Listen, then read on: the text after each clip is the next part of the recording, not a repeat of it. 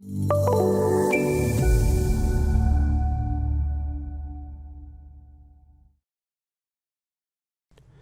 everyone.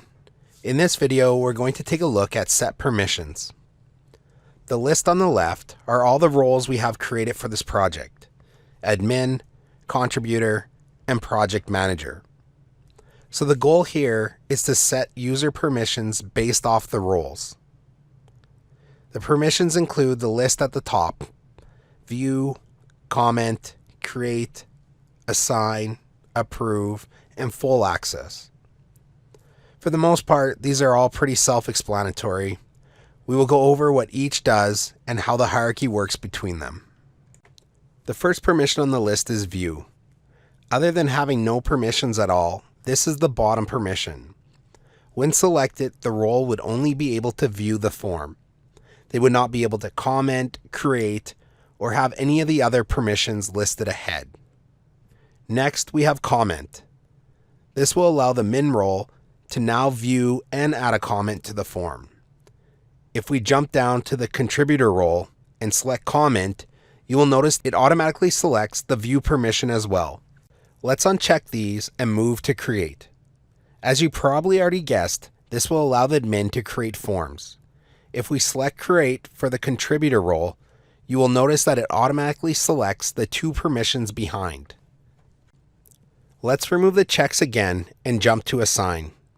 Assign gives permission to allocate the form to a certain role or team member.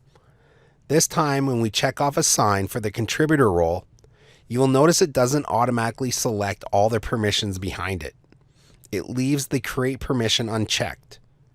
We may only need a certain role to have assign access to progress the form to the next step in the workflow, but we may not want them to be able to create the form.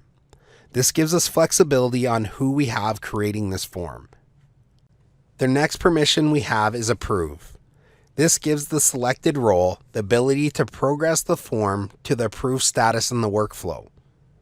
When we move down to the project manager role and select approve again, you will notice it checks every permission behind it other than the create permission.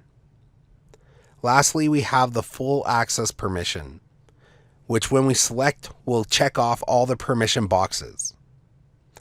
Let's review what we have set up for permissions. Our project manager has full access.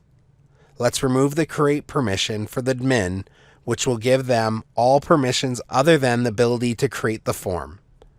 Our contributor will be able to view, comment, create, but will not be able to approve. Let's save these permission settings and go to the form manager page. You'll notice this warning beside our advanced controls form. When I hover over, you'll see it notifies us that we need to set the permissions before it will let us publish the form for use.